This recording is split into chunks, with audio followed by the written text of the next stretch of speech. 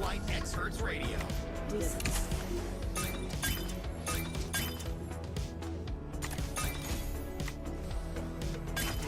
X Hertz Radio. Dislyte X Hertz Radio.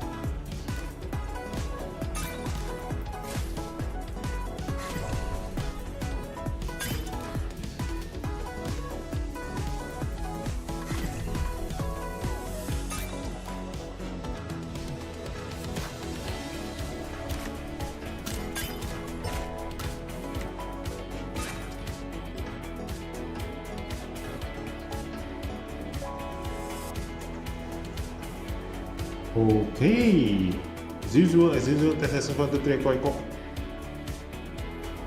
Okay, as usual, tes 1, 2, 3, kok. Okay, as usual, tes 1, 2, 3, kok. Hey, the Koi is here. So, welcome back to the channel, guys. And we have here the PTR count, and I have we already got the love letter. Look at that. Okay, we're gonna test this as first, and let's take a look. Let me fix my microphone first a little bit. Okay, this is gonna be better.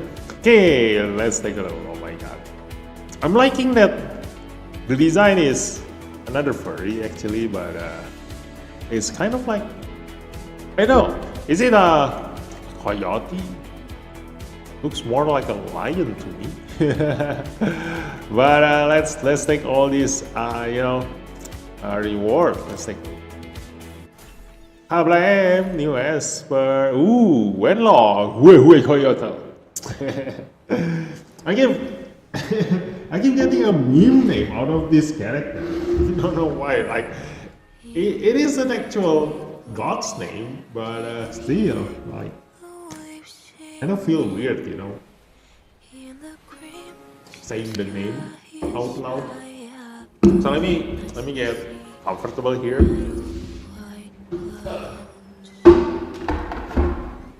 Okay, should be fine now. Let's see. Ooh. Captain ability, ally critical rate by 25%. Not gonna be that useful. It's like gonna be a last resort if you don't have any other captain. That's that. And the other guy, Team Esper, he is Chuan. Captain ability. Ooh, PvP defense by 40%. Nice. Okay, so if you don't have Uyo, this is gonna be your alternative. But I was hoping that he could be similar to Liling. Like Liling can be used in every single content, giving 40% bonus attack to all of his teammates. So in this case, in the case of captain ability, Liling is superior compared to Chuan, because this one can only be used in PvP. But we will see later whether Chuan's skill is as expected or not. Okay, let's take a look. We're gonna go to Atlas first. As for gallery, let's take a look. So, stats.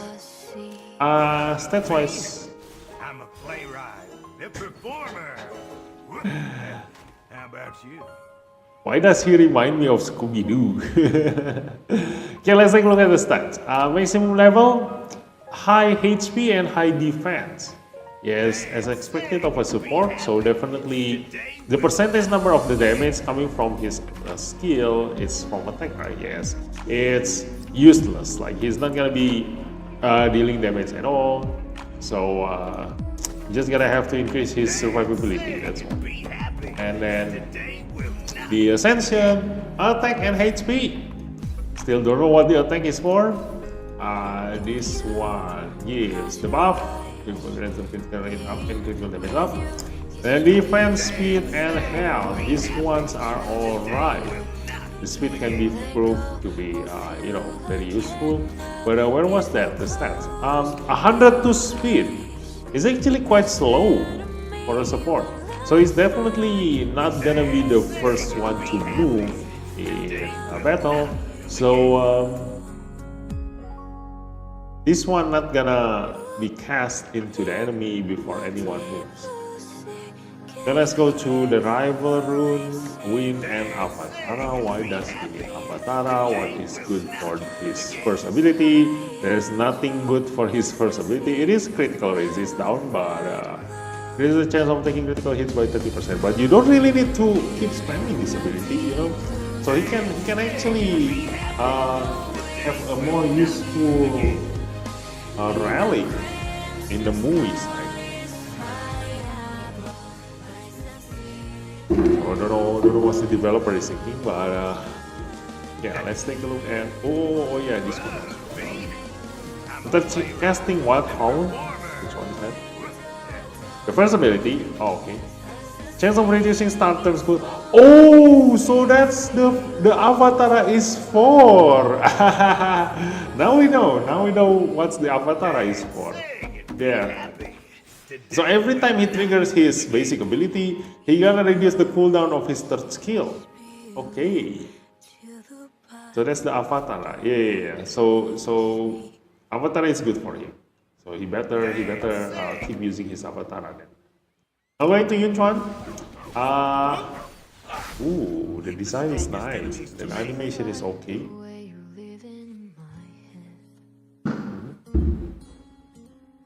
Let's take a look at the stats first. Speed very, very slow. And he has a high defense. Although I don't think it's as high as Wuyo.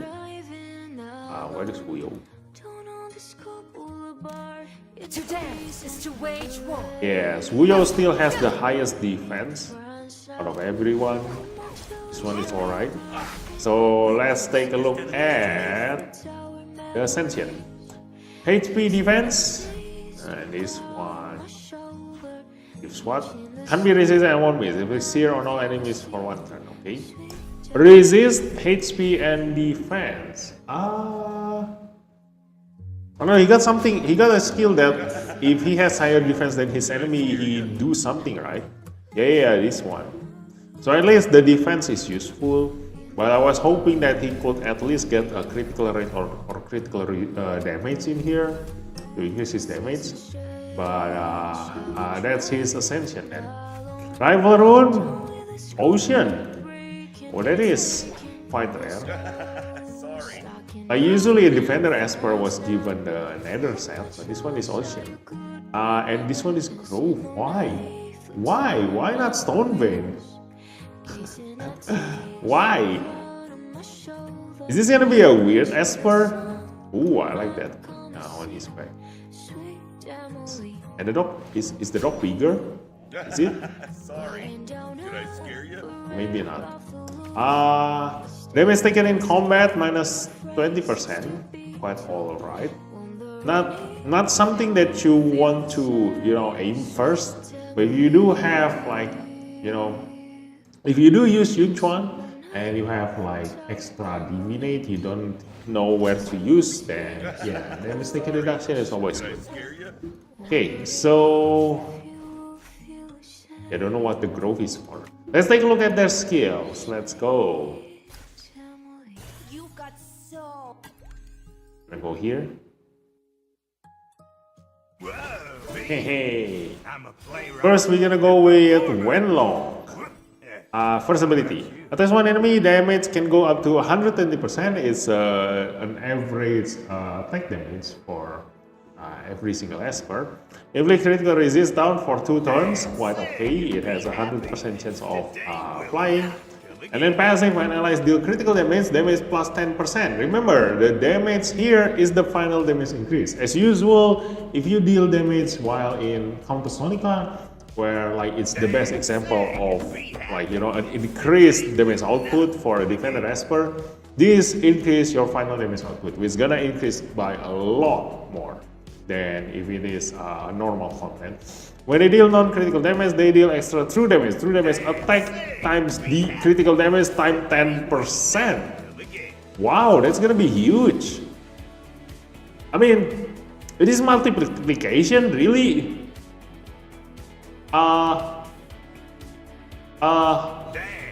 If I can balance the attack and critical damage, that means that I will get a very high number in here, right? So does that mean I need to balance my attack and critical damage? Definitely, if this is a multiplication. And because attack can go up to thousands and critical damage can go up to around maybe 400% or 300 to 400%. So multiply that. That means that thousands multiplied by 300%.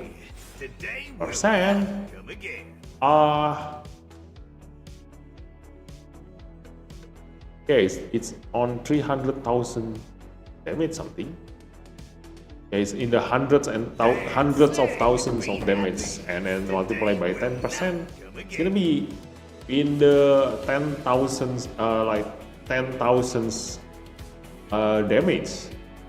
It's actually quite huge, It's quite similar to Sujue's true damage number. So depending on your Esper's build, this gonna deal a lot of true damage. But the downside of this true damage is that you cannot use this for a defender Esper or a HP based Esper, because it uses your attack stats, not your defense. So we're gonna need to test this. Okay, remind me to test this one. And the target's critical resist minus 5% throughout combat, up to 100%, triggers once per turn. So this is great. Like if you bring one lock to a PvE battle, the more you attack the boss, the more the boss critical resist goes down, and this gets triggered if you deal non-critical damage to your enemy.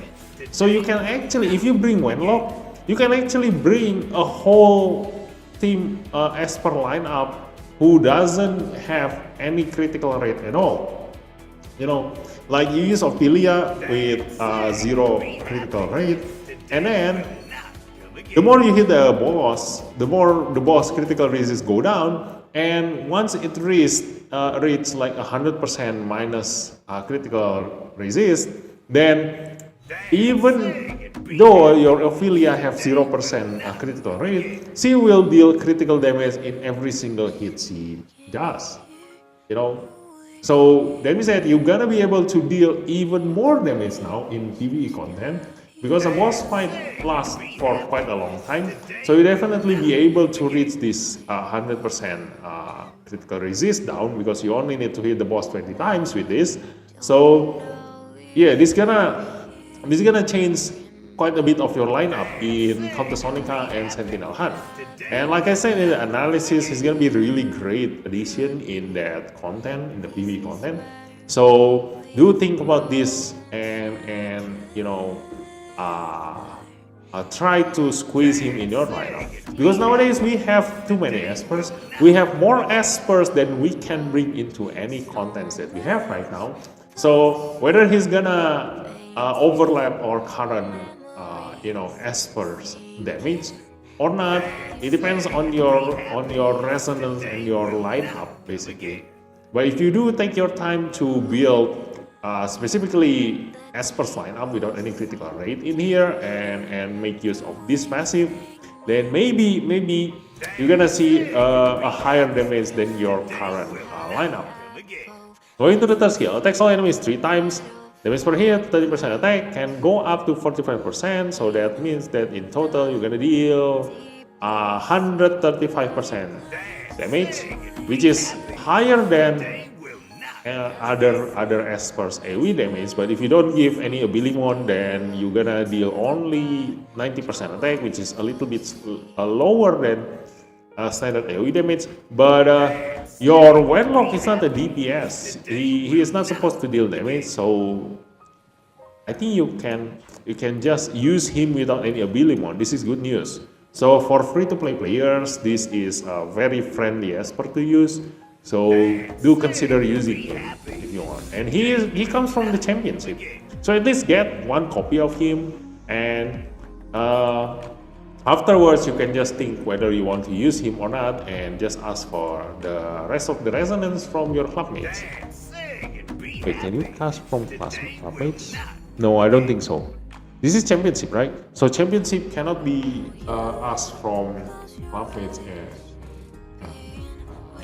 the repo box. Yeah.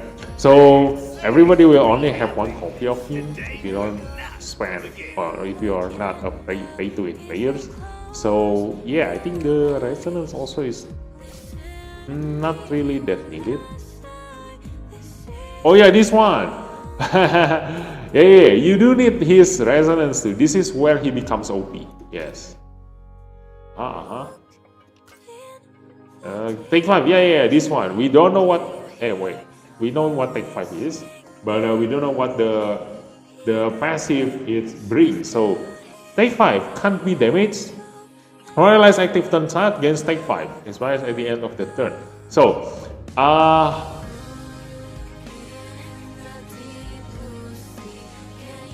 does this go? I mean, is this for his allies? Now I understand. Okay, in my analysis video, I think I misunderstood this. This is for his allies. So I thought that if Wenlock is by himself, he cannot be damaged. But looking at the sentence now here, it might be for his allies. We don't know. We're gonna need to try this. So if it is for his allies, that means that it will only last for one turn. But this is enough. So for PvP, if you know that you're gonna lose in terms of speed, especially if you have a defender lineup or a HP based lineup, you can always bring Wenlock, and your allies will have immunity against damage in the first turn of the battle. And then dealing damage won't trigger counterattacks. And recovers HP, expires at the end of the turn. Nice. So yeah, that's sentence at the end. I think they added this last, in the patch notes details. I think they don't have this sentence expires at the end of the turn. So basically, I mentioned that it is gonna be OP if this thing never expire. So now they add the expiry date for this golden buff. So that's good. It gives the balance to this buff. So let's go take a look at his abilities again. 50% chance of dispelling one buff from each enemy, but you cannot increase the chance of that dispel. So again, you don't need a billing on that if it only increase your damage. Increase attack down and critical rate down on all enemies for 2 turns, which is gonna increase your survivability even more for your teammates.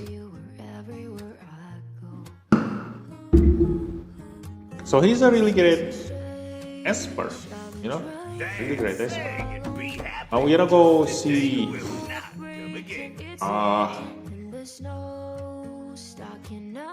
his ability. Yes, we're gonna test maybe later.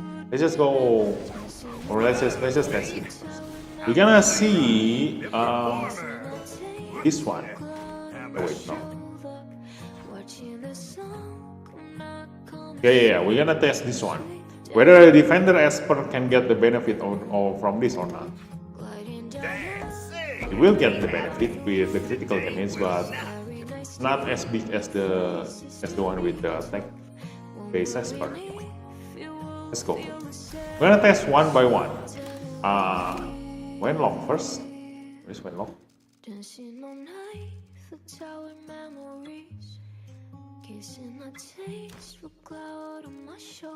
And then my Clara. And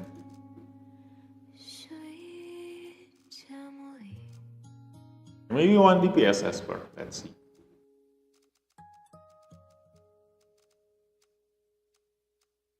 A normal one.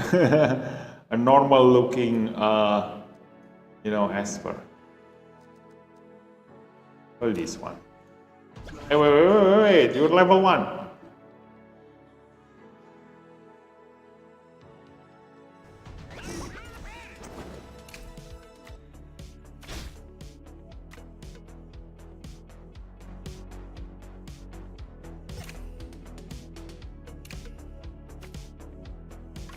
Level, enemy level 60.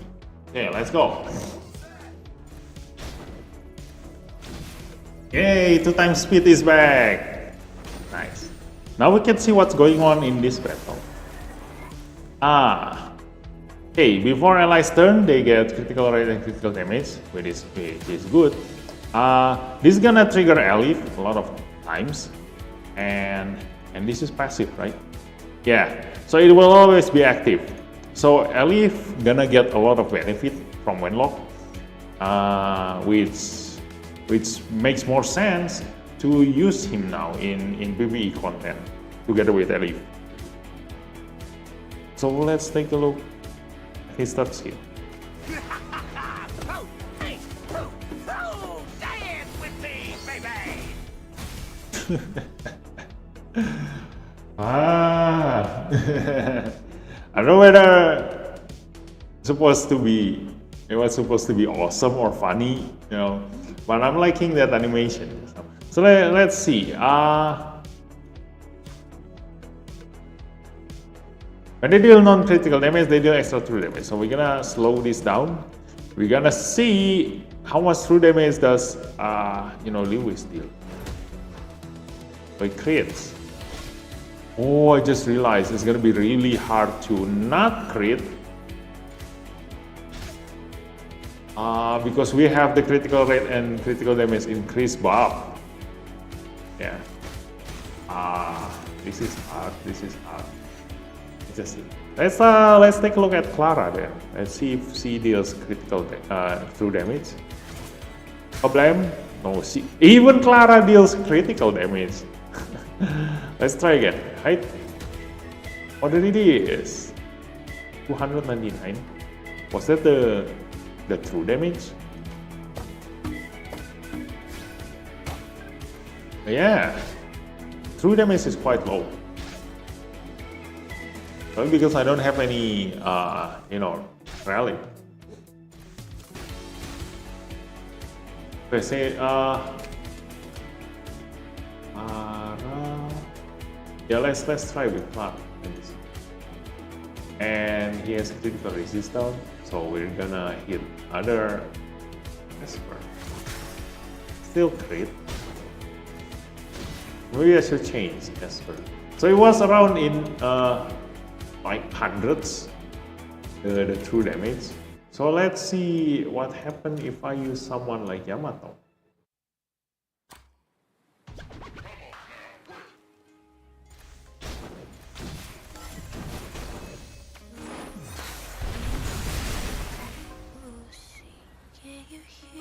Let's see. Let's hit this guy. Yep. Problem. Don't crit. Okay, it's quite low. So it does only use it really only use your attack.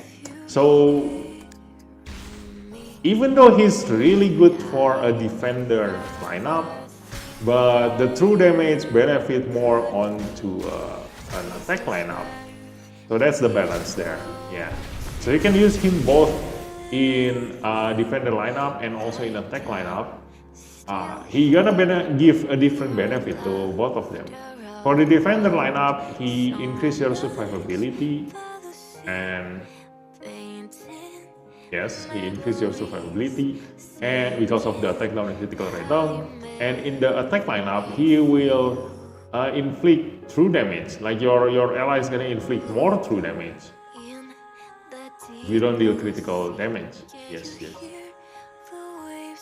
So this actually counters someone like Lian. You know, Lian reduce your critical chance to hit Lian's allies. So you don't deal as much critical damage as you normally do. So if that happens, then Wenlock actually gets stronger. He makes his allies stronger if he is facing against someone like Lian. You know. So there is nothing really much to test from Wenlock. Like the next test from him is his Resonance 2, but obviously I cannot get to the Resonance 2, you know. So whether this is gonna happen every single turn or not, still in testing. But looking at the sentence here, it should work exactly the same as Lucian. So this gonna you know, reduce your fighter allies cooldown by 1 for every single time they move. So this is great, like this is really strong. Before fighter allies active turn starts, if they have critical rating, they are weak to turn. Yes. But the thing is that, you know, Wenlock already gives critical rate and critical damage. Where is it? Yeah, he already gives critical rate up and critical damage up before allies active turn starts. So this should always trigger, right? The only time this does not trigger is if your allies have buff blocker. So because Wenlock gives critical rate up and critical damage up before your allies active turn, and this gonna trigger, this gonna reduce your allies ability cooldown if you have critical rate up and critical damage up. So you will always trigger this as long as you don't have buff blocker. So yeah, that's Wenlock. So it's time to test Chuan. Let's see his skill. Attack one enemy 2 times, damage 30% defense. Damage can be increased to 60%, so that means that it is 120% defense, which is a normal attack damage for basic ability. If the enemy's defense is lower than Chuan, Screamer performs a pursuit attack. Attack one enemy 2 times, damage 50% defense. I don't think this can be increased because this will only increase this one because it starts from 35%, so it's definitely for the Chuan's own damage. So this is gonna be a fixed amount of number, and 50% defense reduces the enemies. Is this per hit or is this? I think this is per hit. Yes, it doesn't mention that this is total damage, so this definitely is per hit. So in total, his dog Screamer gonna deal 100% defense as damage and reduce the enemy's maximum HP reduction 50% damage. So it's half of what Screamer deal, and then heals Chuan, healing 50% damage of that damage. So quite alright, that is quite strong. Chuan gains 10 stacks of immovable object at the start of combat. Ooh, 10 stacks. Enemy damage minus 4% per immovable object stack. So that means that Chuan have 40% damage reduction from the start of combat. And if you bring Sakura and all the other, like, you know, damage reduction expert like Sally, oh my god, you definitely won't deal any damage to Chuan. Enemy damage minus 4% per immovable object stack after an enemy active turn ends. Immovable object stacks minus 1. Okay, taking hits while immovable object is active heals all allies, healing 5% of Chuan's HP. Whether this is his current HP or his maximum HP, we're gonna need to test this. When all immovable object stacks expire, cast Skyward Strike. So there is no way for you to refresh the immovable object buff. So that means that you will only have this once at the beginning of the battle, and once the enemy moves 10 times, that's it. You will lose your immovable object permanently, I guess. Yes. And then you will cast Skyward Strike.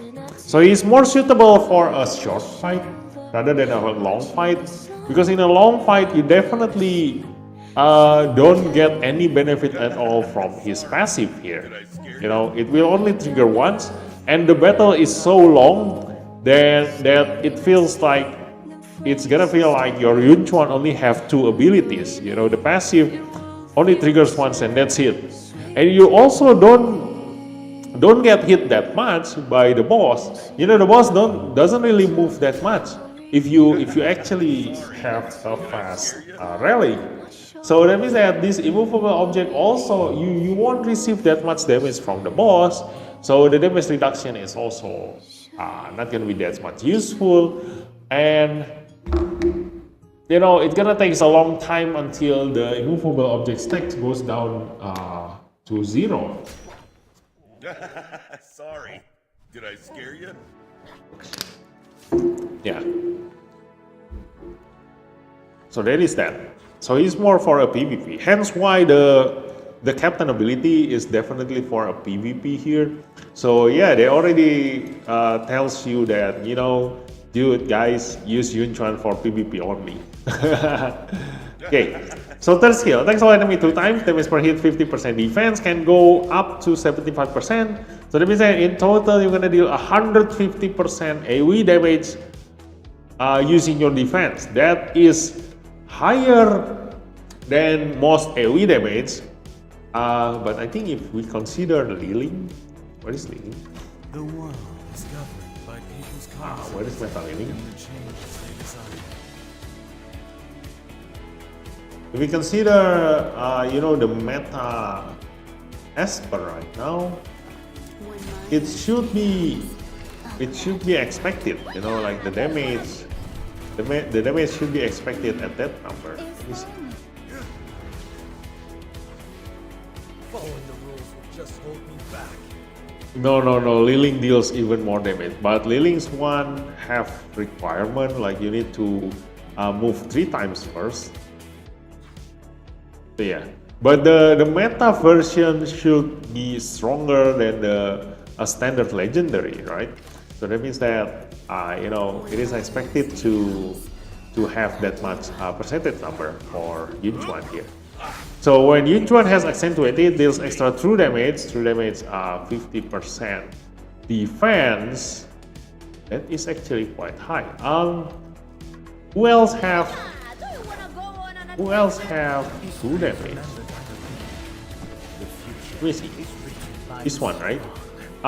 True damage, protect 10% of Yamato's defense. So if you have it is 5 stacks, right? Oh no. Among people, who isn't hiding their struggle behind a mask? At what? What is the maximum stack of Rashomon?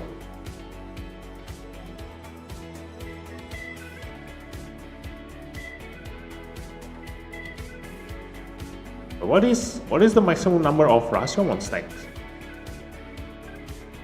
Huh? What does it say?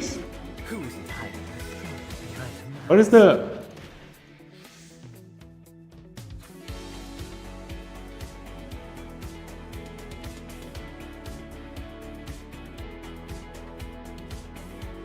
Is there no maximum number of stacks? Is it?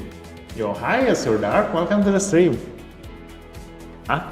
Among people, I think it has a 10 stacks maximum, I guess. So at 10 stacks, you will deal 100% of Yamato's defense. That is true damage. And then who else deals true damage? I don't think this one deals true damage, right? Yeah, I don't think this one deals true damage. Yeah, only Yamato and Chuan. So 50% is half of what Yamato can do, but then again, Yamato requires to stack his Rashomon stack to reach that 100% true damage, 100% defense as true damage. So this is all right, not too high, like it's not OP, but it is not it's not bad either. And reduces enemy maximum HP, reduction 100% of true damage dealt. Nice. So the true damage that you deal to your enemy will reduce their maximum HP. Yes. And then cooldown can be reduced to 3 turns. This is great. So if you do use Chuan in PvP, you definitely do want to reduce the cooldown here. But because other than the cooldown, it only increases his damage. So unless you rely on Chuan, you can actually go by without using any Abilimon here. But then again, if he doesn't use Abilimon, his whole existence here is to deal damage. Like, he is a selfish Esper. He doesn't help his teammate at all. So his only buff reduce his damage taken, so it increase only his survivability. So he is what I call a selfish Esper, and I personally never liked a selfish Esper, because in the near future, selfish Esper will always gonna be replaced by a newer Esper. That's how you judge Esper's usefulness. The more utility they have, the more unique that utility can be, the longer their life expectancy gonna be. So that way, for free-to-play players, your investment gonna last longer compared to someone that is very, very meta right now. But if he doesn't have something that is unique about him and only able to deal damage, then eventually every single newer Esper will always gonna come out stronger and stronger and stronger than the previous Esper. So the damage gonna be replaced eventually.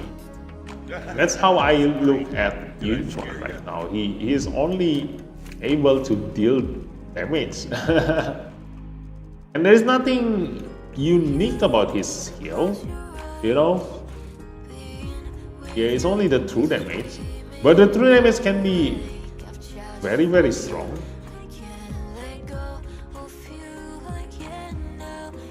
Can be very strong depending on your build. So let's take a look. Let's see. Let's see his animation.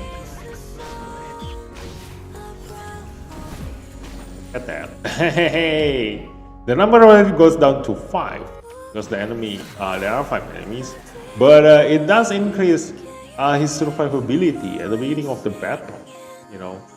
And every time he receives damage, he will heal his allies of Chuan's HP. Oh yeah, I didn't see the heal. Let me try again. Let's take a look at the heal.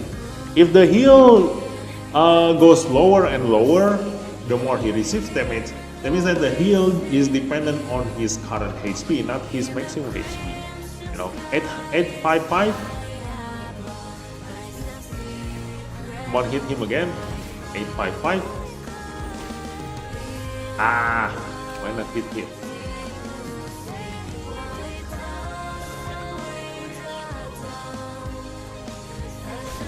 Yes, 855.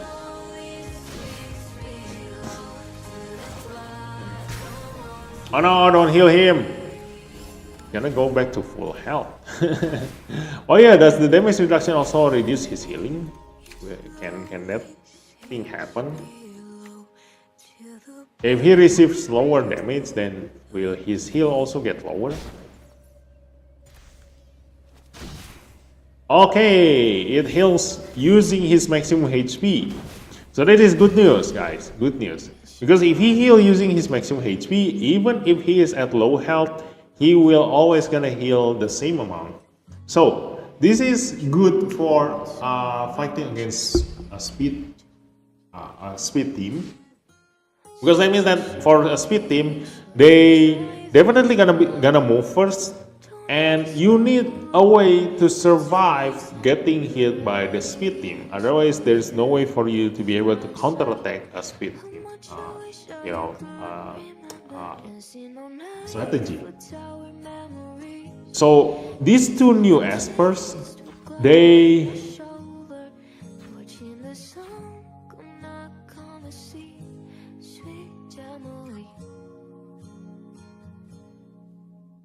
he doesn't actually survive a speed team. I read something about him, right? That make him able to be stronger against speed team.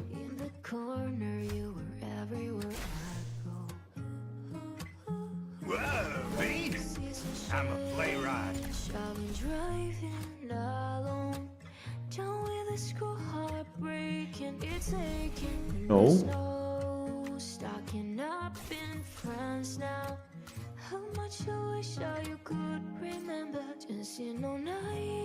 Yeah, this one, yes. You need him at Resonance 6. This is gonna be a long time before somebody will be able to use Wenlock in PvP. But if you are able to get Wenlock to Resonance 6, this is what counters a speed team. You know, like this is much better than the Chuan one. For Chuan, if you are facing against a speed team in PvP, the enemy gonna attack you. Chuan will receive less damage, and he will heal all of his allies by 5% of his maximum HP.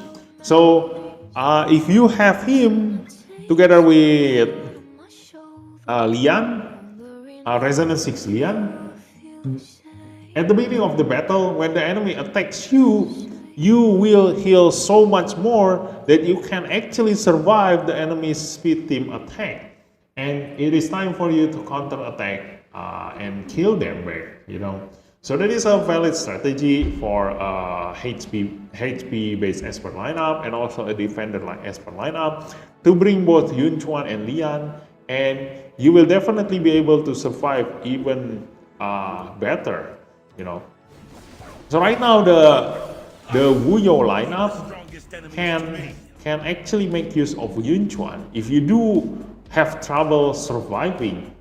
In most cases, you know, the Wuyo lineup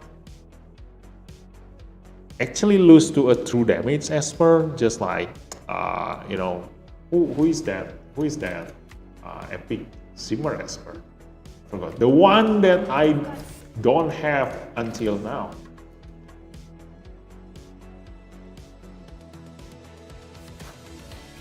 Yeah, this one, Yelena. So the Wuyo lineup actually used to lose to Yelena, and then also lose to Moriyama, basically all the true damage esper, and then to Jinchu. So maybe if you do bring Chuan and also Lian, you might be able to heal back your health as long as you don't die in a single hit. Then you will be able to heal back your health to full health if you bring all these healer esper that will heal you when you get hit by the enemy. Yes. Let's test him again. Let's go. We're gonna see his damage without accentuated, without the true damage. So how much damage can Chuan actually deal by himself? Let's go.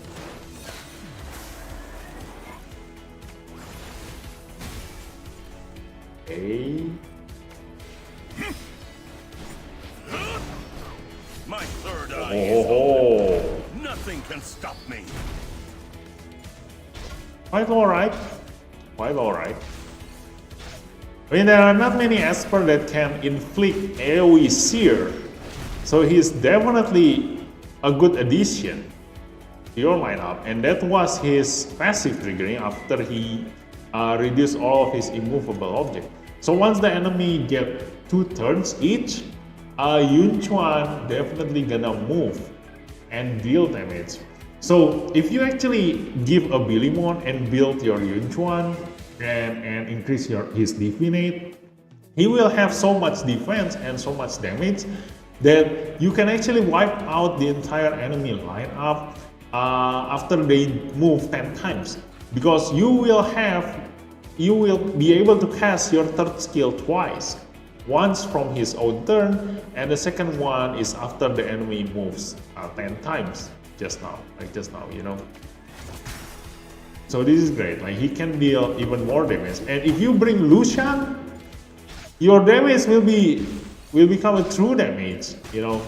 So you can actually really wipe out the entire enemy lineup by doing that. And if you pair him together with Raven and Brewster and Esper that can assist you, like you know, do a pursuit damage once you deal damage to your enemy, then you can deal even more damage in that one single turn and really wipe out the entire enemy lineup. Let me see the Screamer. What's up, BB? Time to learn get or no get. Hi, Jessu. Welcome to the stream. Yeah, I just explained a little bit about, not actually a little bit. Like they don't really have that many hidden skills or trick or anything. So they are pretty straightforward. The Wenlock, you definitely want to have him, but because he is from a championship, that means that we all gonna grind towards him. But he is really good at Resonance 2, and he is OP at Resonance 6, because he will keep your entire lineup alive if you haven't moved at all. So nothing can kill you. Like, this is a perfect counter to a speed team, you know, his skill. And also at Resonance 2, because he reduced the ability cooldown of a Fighter Esper, he is also a very valuable support in PvE content. Definitely gonna increase your damage output, because you now be able to spam your third skill, which is gonna be your highest damage dealing skill for all of your Fighter Espers. And so we will be able to see like a change in PvE lineup in the near future. And also because the enemy critical resist will go down by -100% the longer the battle goes on. So that means that you can change your Esper's lineup build. Like for Espers that usually require critical rate, now you can just fully invest your stats to attack and critical damage. You don't need critical rate at all.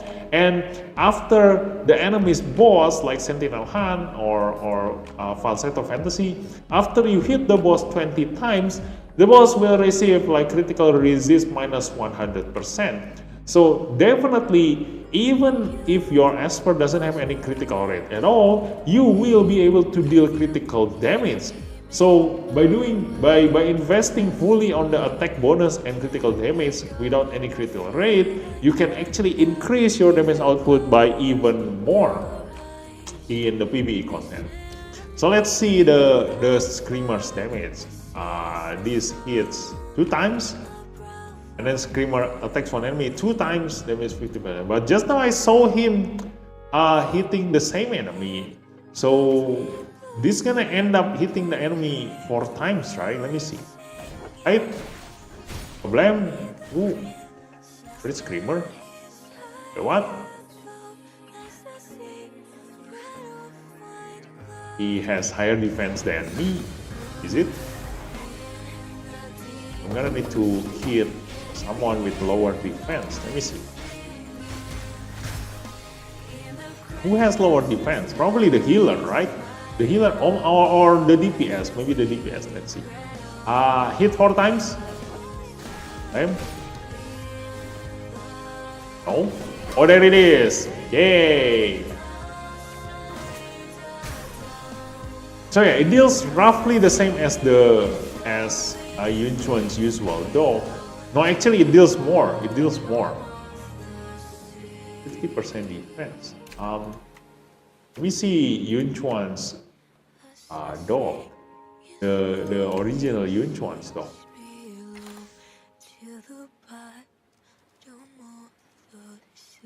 Where are you, Yun Chuan? Is Yun Chuan? Oh, there he is. Okay. Screamer's damage, 25% attack. Yeah, it does deal more damage. It deals more damage than the standard Yun Chuan, but it is no longer deal true damage. So against enemies that has lower defense, like a low defense, then the new Yun Chuan will deal more damage. But against someone like a Defender Esper, then the original Yun Chuan will still deal more damage, you know. The only other benefit out of this new Screamer is that it reduces the enemy's maximum HP at the same time, and also heal Yun Chuan. So there are a lot of extra benefit coming from here, but again, you still have like some uses from your original Chuan. So that's good. Like for Liling, you definitely your metal Liling is definitely better in any way compared to the original Liling. But for Chuan, you can still make use of Chuan in some other situation, because the new Chuan is very selfish. He doesn't aside from Seer, he doesn't help his teammates at all. While Chuan here, the original one, he inflicts speed down to the enemy, and then it gives speed up to his allies and also immunity to himself. And then he gives miss straight up, which is gonna increase your ally survivability. And then the Seer also comes from the Screamer, which is gonna be refreshed a lot of times, especially in a single target battle. So yeah, the original Chuan still have a lot of benefit compared to the new Chuan. Wadidaw, hi Bang Andi, welcome to the stream. And now it's time for the true damage. Let's see, where is Lu Shang? There he is. So with accentuated, Chuan gonna deal true damage. We already saw that casting his third ability twice will reduce the enemy's HP a little bit below half health. So with true damage, how much damage he can deal now? Let's see.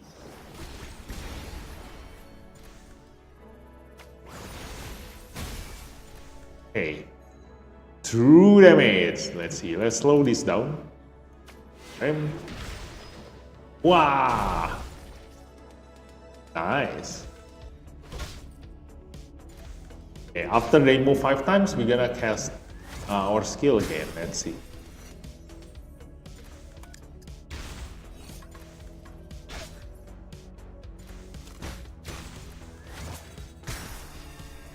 Okay, third skill again. Hiya!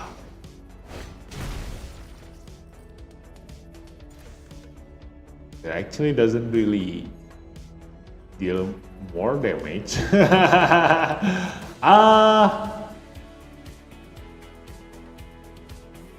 Maybe I don't have that much stats on me. Like the difference is not that high. Let me try again. Like, I know that we don't have any equipment. The stats of this character is very, very low. But what I'm actually looking at is the amplification of damage. Like just now the AoE damage goes up to like 21,000 damage or something. So we will see by the number. Like if the difference on the number is like around 1,000, you can already imagine like if Chuan have equipment, then just multiply that 1,000 by another like 5 or something. So the difference, you can like consider the difference in damage is around like 5,000 or something. That's just how you judge the damage of your Esper without any equipment. So just a little bit of difference can make a lot of difference in higher stats. So let's see again. What damage can he deal? 15,000. Oh, that actually gives a lot of difference. Okay. Easy. 15,000. So with Lu Shang, but we cannot really judge this true damage because Lu Shang himself gives accentuated buff to Chuan, which is gonna increase his attack damage and also his final damage increase. That means that the true damage itself is like only increase your damage by half what you see in here. So let's say if the damage now goes up to 21,000, that means that the difference between 15,000 to 21,000 is 6,000. So probably you can guess that the 3,000 is for the true damage and the other 3,000 is from the accentuated. Because it increases attack damage throughout combat up to a limited amount.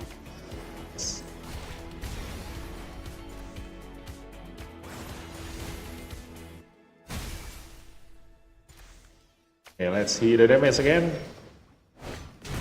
Yes, 21,000. So yeah, 6,000. 3,000 for the true damage, 3,000 from the accentuated. We can just assume that's that's the number.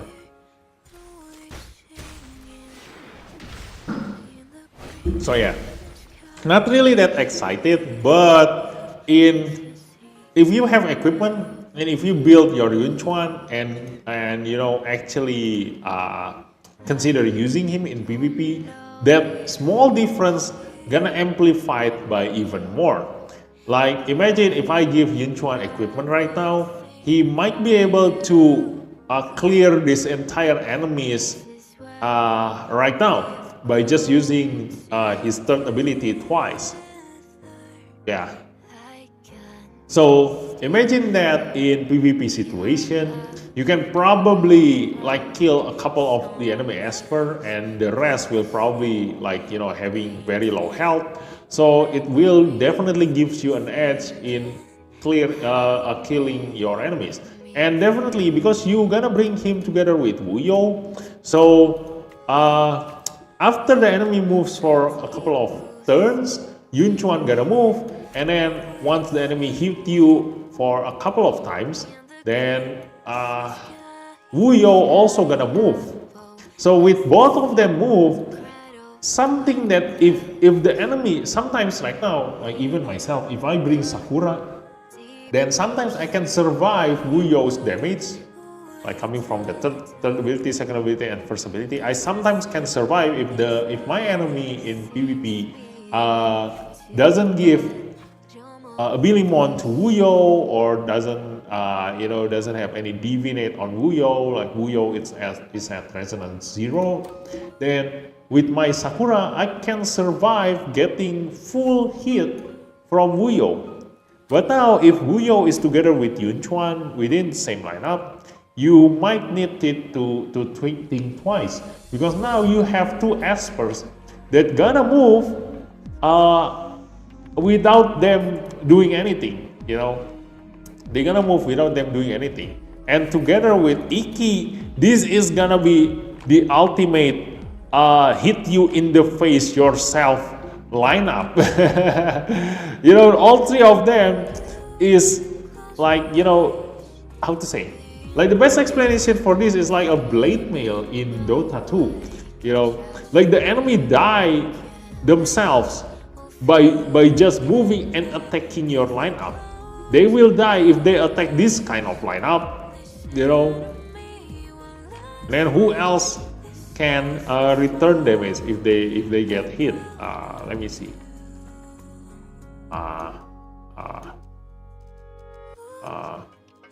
Probably just another defender Esper. Like the more defender Esper you bring, the more you're gonna trigger your Wuyo. So definitely we're gonna need Sakura here for sure. And the last one, oh, this one, yes. This lineup will just kill you by existing.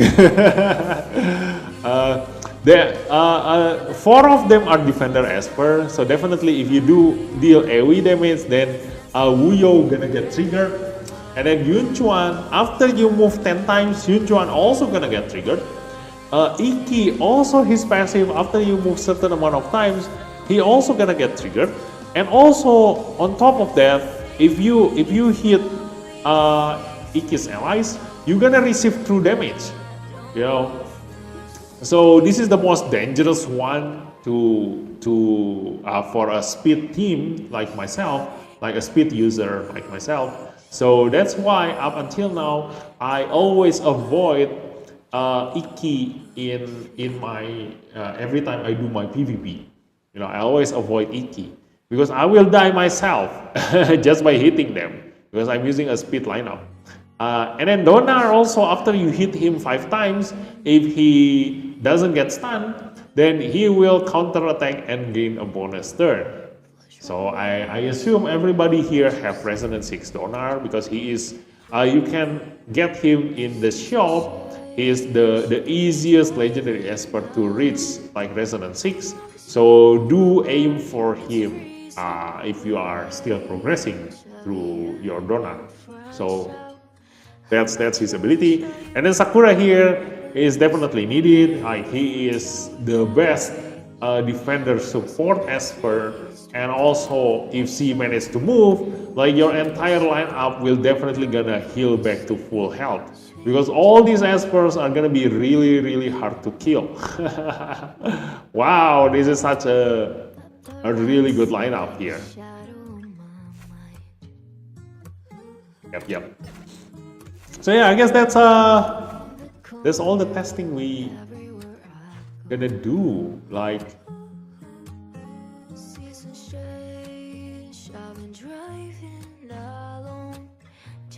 yeah, there's nothing else to test. Like, both of them are very straightforward. Let me see Yun Chuan's resonance. Like, is there anything else?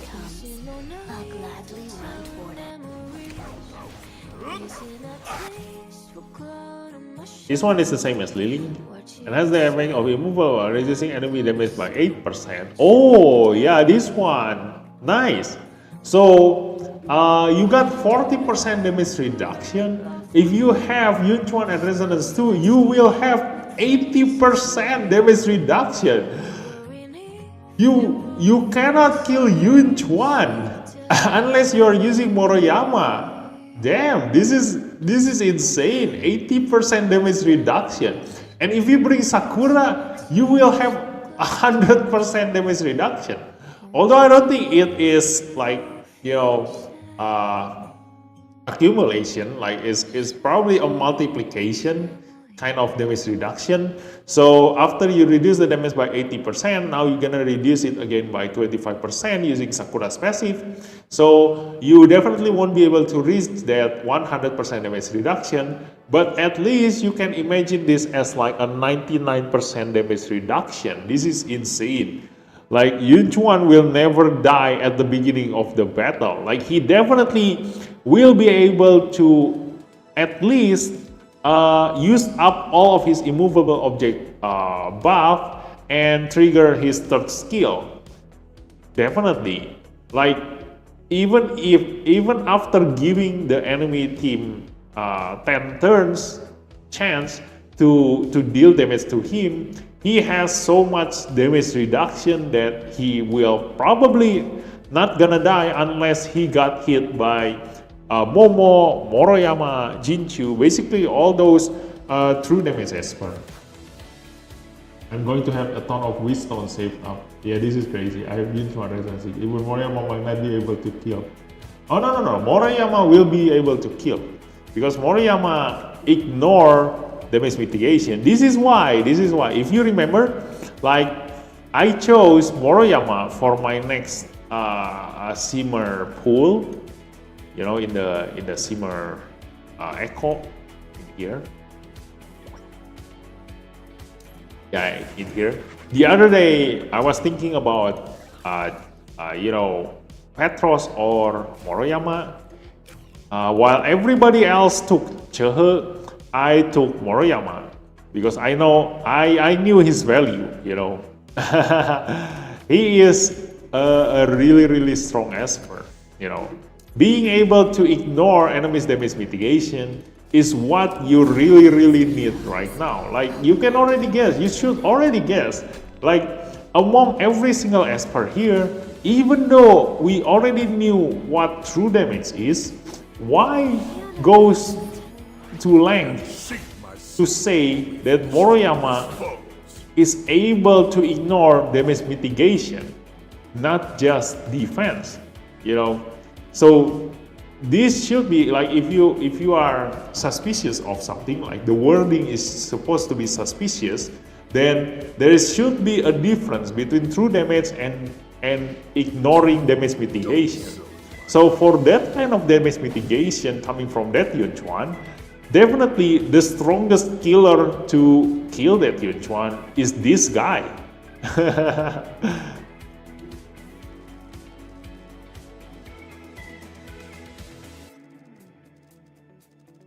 Okay, so going back to Yun Chuan, I want a different Wuyo team. It's not damage mitigation. Damage reduction is not the same as damage mitigation.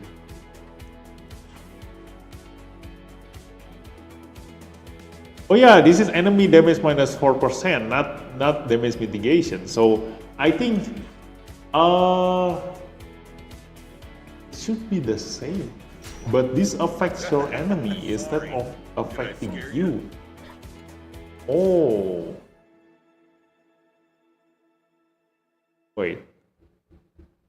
Wait, yeah, I need to be suspicious about this. Like if this is enemy damage, that means that it is not a damage mitigation. Yes, that is actually correct. Yes, it might be that it reduces your attack straight away. So that means that even Moroyama will be affected by this. Yes, that is true. Yeah, good job. Noticing this, Asurdar. Yeah. Oh no, confusion. yeah. Good job noticing this. Only as per immovable objects like.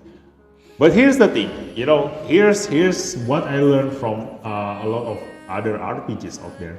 So, what it means by true damage is that nothing can change the number of that damage that you deal. So it will never go higher and it will never go lower. So once the calculation is done and they say that okay, with my calculation you're supposed to deal like 1,200 damage. So if the damage is true damage, no matter how much defense the enemy has, no matter how much damage mitigation the enemy has, no matter how much critical damage you have, you will always gonna deal 1,200 damage. That is what is considered true damage in every single RPG games out there. So it might be that true damage not gonna be affected by these immovable objects.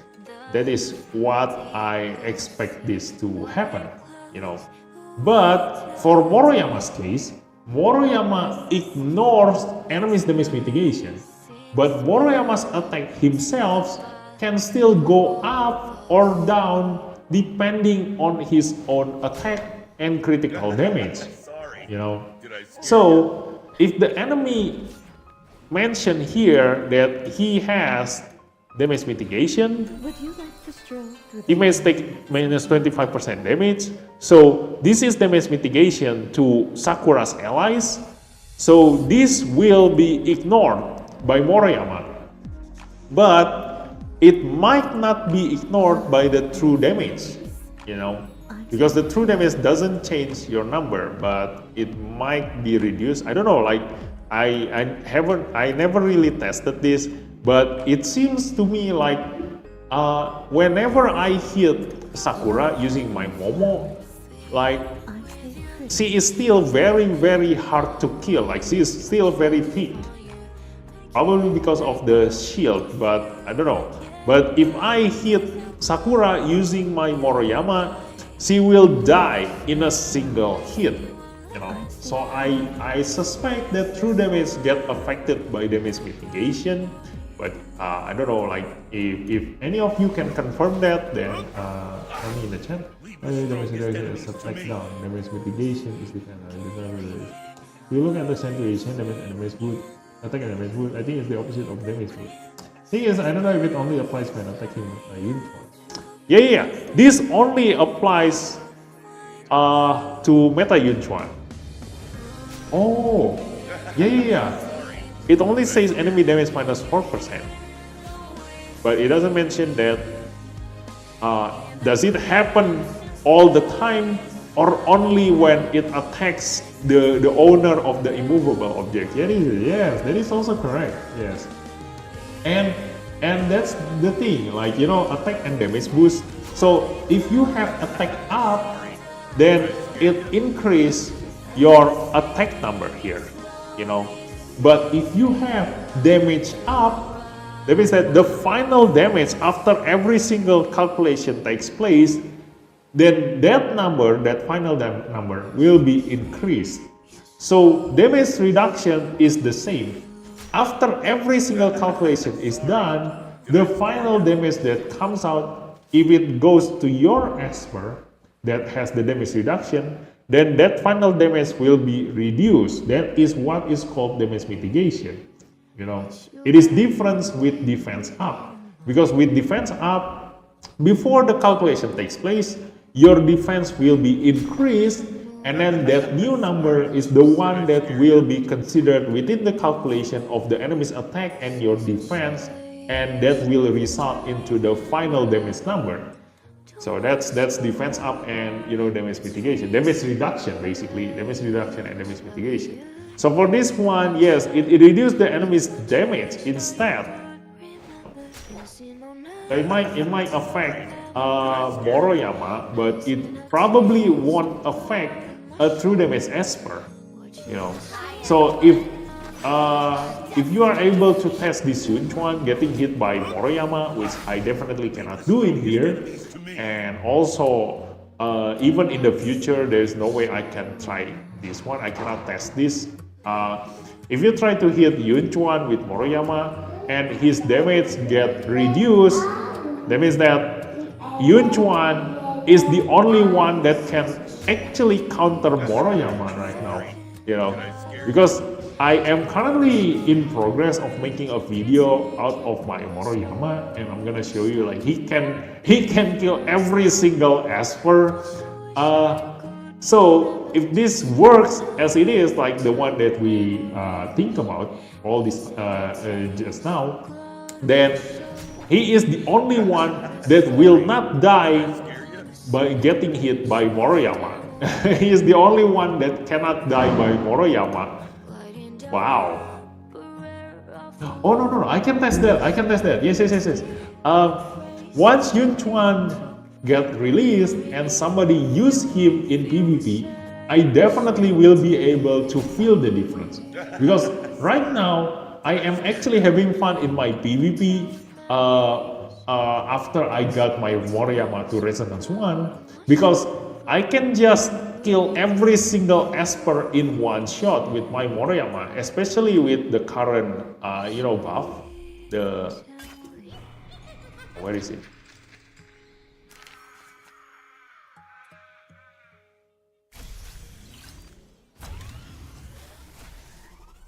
Ooh, this is the Chuan.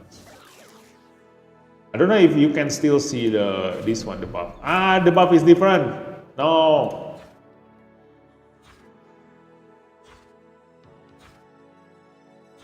I don't want to spoil the story.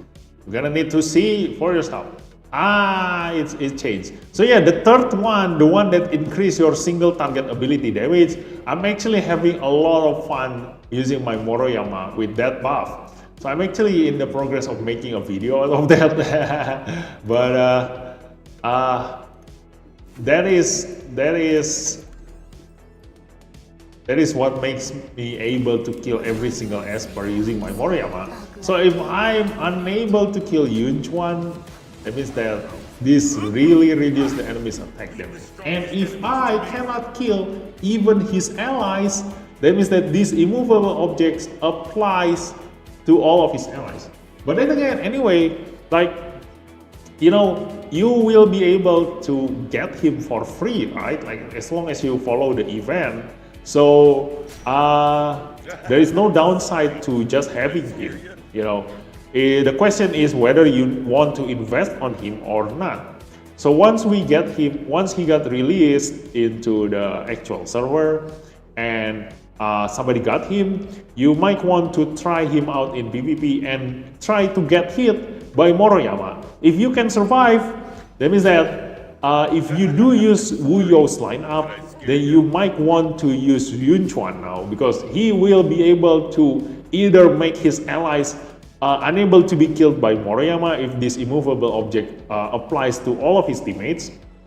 It's not exactly applied to all his teammates, but if this immovable object applies to all of his enemies permanently, that means that even if the enemy Moroyama attack your Wuyo will not die, because his damage got reduced, But if it only affects Chuan himself, then you have an option, like whether you want to use your Chuan in your current Wuyo lineup or not.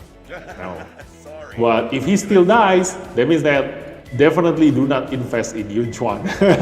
If he still dies by Moroyama, there is no use of having your Yun Chuan now, right?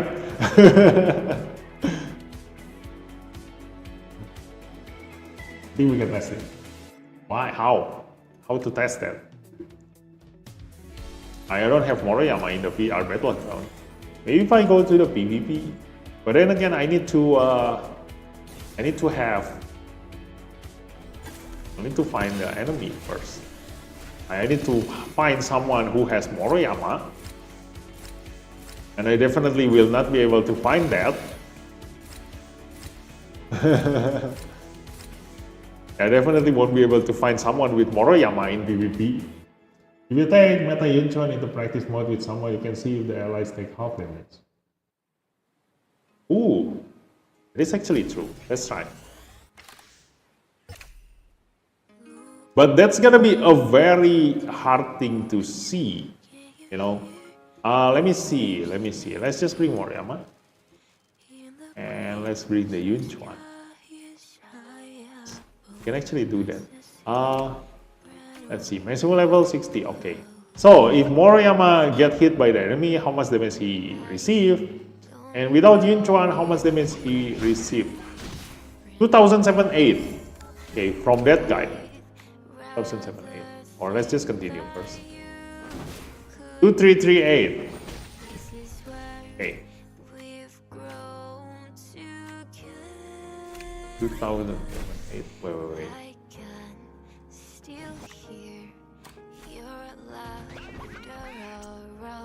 2078. Wait, that was great.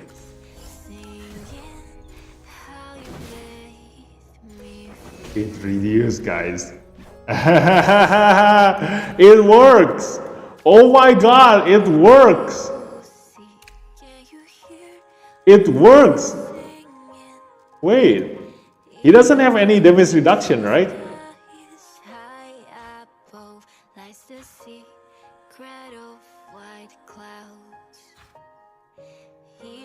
Yeah, he doesn't have any other damage reduction. Nice, it works. It worked. Oh my god. Yeah, so definitely, if you use Wu You's lineup, you definitely do want to use Yun Chuan now. Nothing can kill your lineup.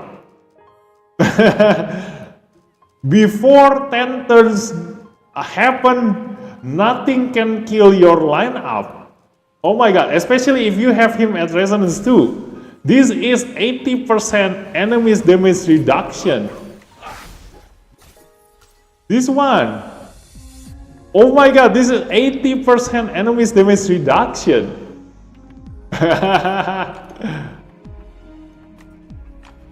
Wow. Let me concoct a better lineup. Let's see. Definitely a Sakura, right? Definitely a Sakura in here. Okay. And Wenlock. No. We don't really need Wenlock. Like, you either use Yun Chuan or you either use Wenlock. Because at Resonance 6, your Wenlock also, make you unable to receive damage, can't be damaged. So if you have Wenlock at Resonance 6, he's an even better choice compared to Yun Chuan. But right now, the most possible thing that can happen is Resonance to Yun Chuan. Because to get Resonance 6 Wenlock is still gonna take a long time because he only appears in Championship.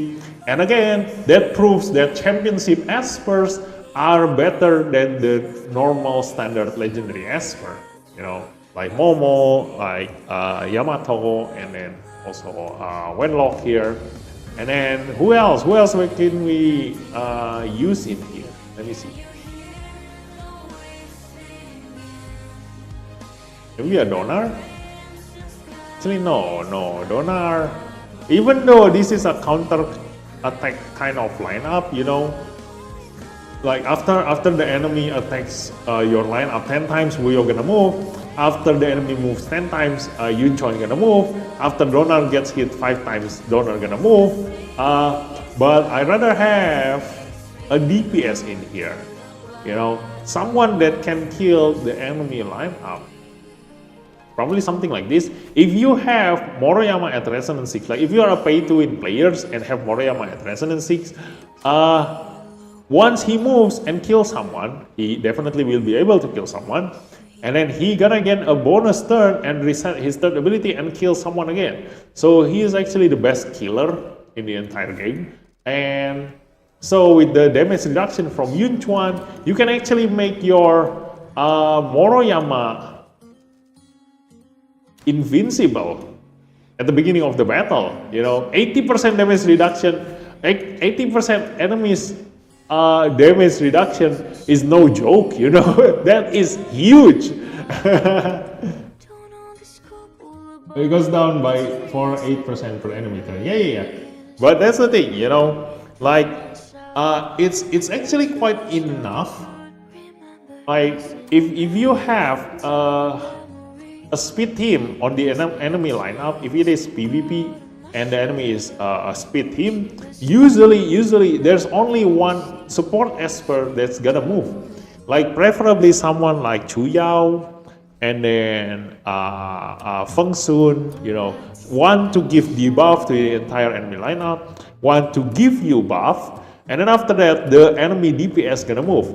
So at the very least, you're gonna reduce your damage reduction by probably 16%, and then the enemy DPS gonna attack you. But from 80% damage reduction reduced by 16% is still around 64% damage reduction, which is still a lot,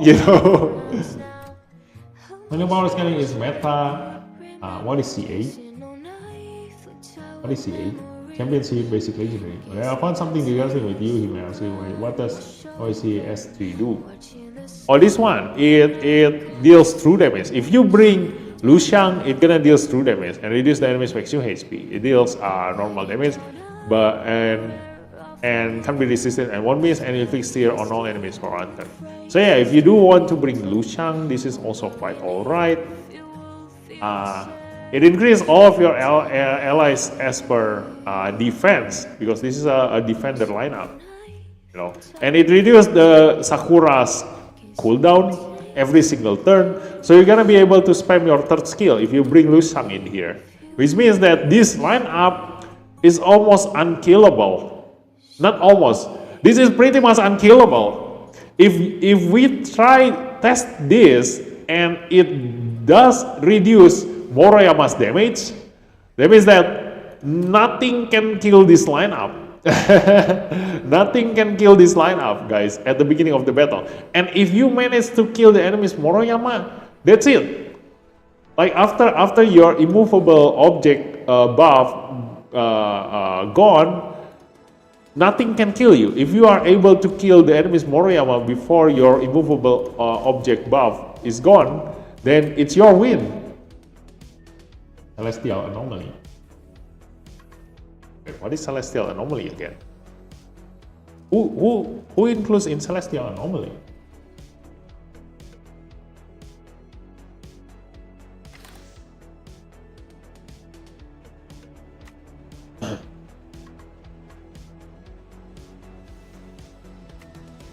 I'm kind of blanking here. What is Celestial Anomaly?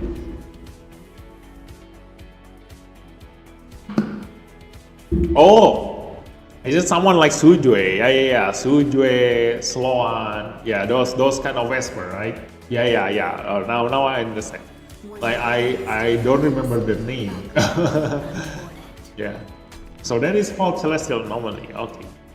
So yeah, I think that's the order: Meta, Celestial Anomaly, Championship, and then Basic Legendary. Yes, exactly. But still, sometimes we do find someone like, Chuyao, someone like Lu Shang, that is actually a normal legendary esper, but is very much worth it to be invested. Like for free-to-play players, this is the kind of esper that we really need for free-to-play players, because not everyone gonna have Resonance 6 Sujue, not everyone gonna have Resonance 6 Moroyama, not everyone gonna have Resonance 6 Lily and Chuan, So this kind of Esper is something that I'm gonna keep on watching closely, and that's why we do have analysis every single month.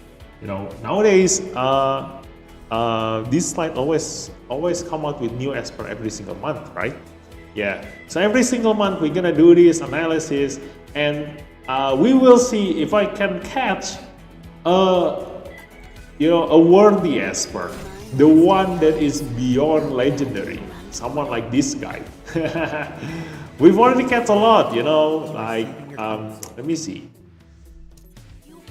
We already catch a lot of Esper.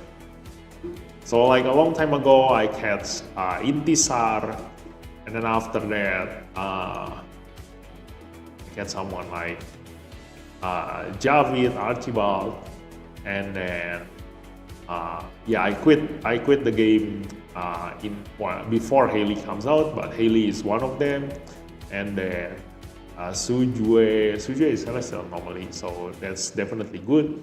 And then Chuyao, yes, definitely. I was screaming when Chuyao came out. Like this, I spent everything on Chuyao. And then Momo is championship, definitely better than usual standard legendary Esper. And then who else? Elif was quite okay. And Feng Sun is definitely one.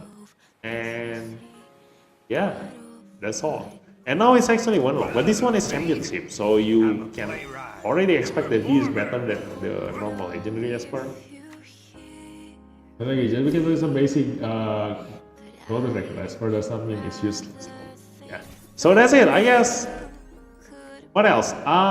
What else do we need testing? Let me just read their skills again to see if we miss anything.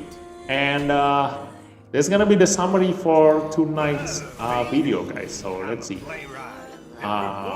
Critical resist down, this is alright. It reduces enemy's critical resist. So it increases the chance of taking critical hits by 30%. So without any critical rate at all, your allies can still deal critical damage. So that's why, like I said, if you have one lock and you are fighting in Falsetto Fantasy and Sentinel Hunt, you can try building a new set of equipment for your entire lineup without any critical rate at all. You can just invest fully on attack bonus and critical damage, and you will deal even more damage with Wenlock, because he is the one that will guarantee you dealing critical damage to your target with this 100% critical resist down to the boss. So even with 0% critical rate, you will still deal critical damage to the enemy's boss. But here's the thing. Something that you need to take into consideration is that this increases the chance of taking critical hits by 30%. So if this is an addition, that means that you can go by with 0% critical rate. But if this is a multiplication, that means that you want to at least give your Esper 5% critical rate, so as not to have 30% multiplied by 0. Like any number multiplied by 0 is still gonna be 0. So you at least want like 5% of your critical rate to be there in your DPS lineup.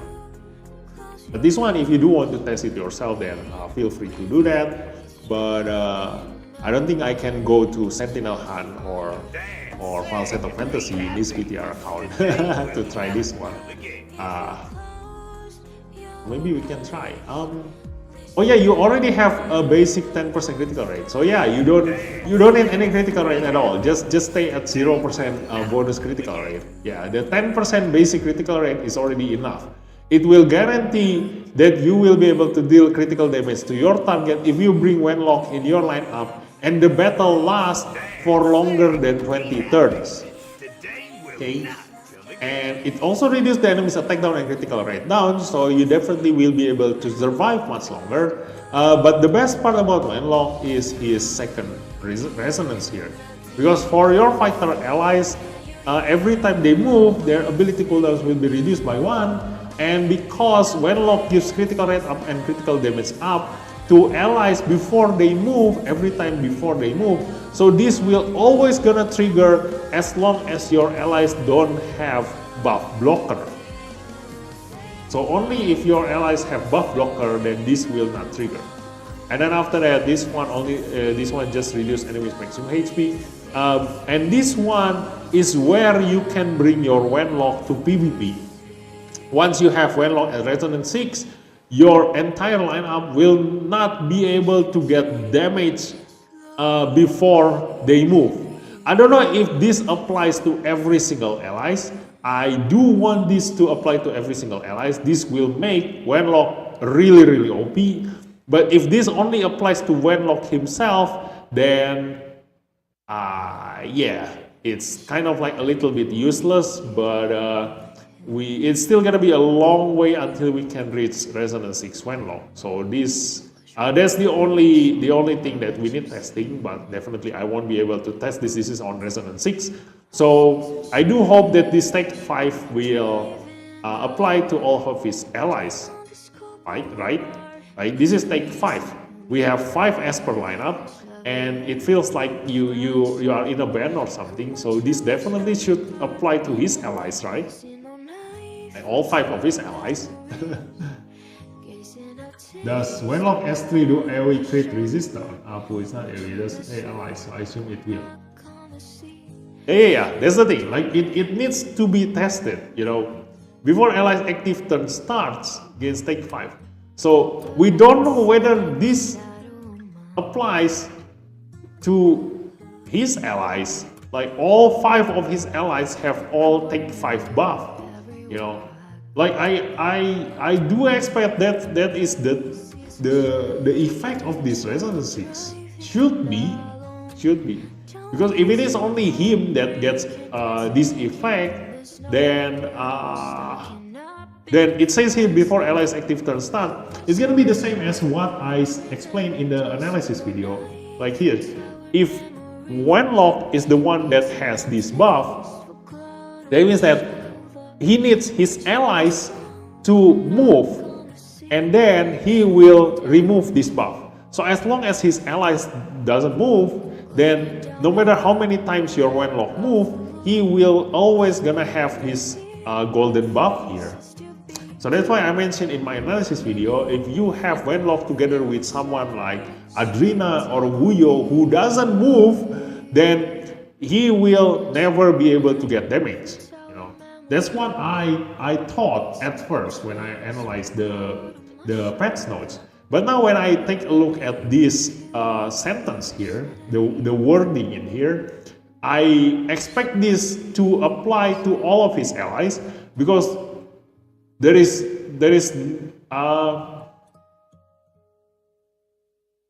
no use of telling that before allies active turn starts you have you gain Tech 5,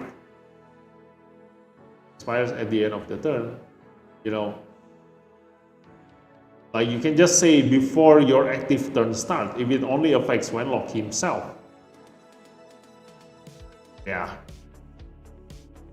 Yeah, there's no need saying allies. Like if what I mentioned in the analysis video was correct, then it's already OP enough. But if this applies to all of his allies, then it's gonna be even more OP. So yeah, that's what I expect from this Resonance 6. Like it's a perfect version of Chuan, like the 100% damage reduction. Can't be damaged. Like this is not even a damage reduction, you know. Like Moroyama cannot even get through this. Like this is not a damage mitigation. This literally says can't be damaged.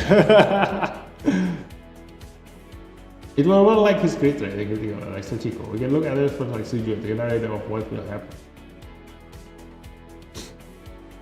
Sujue.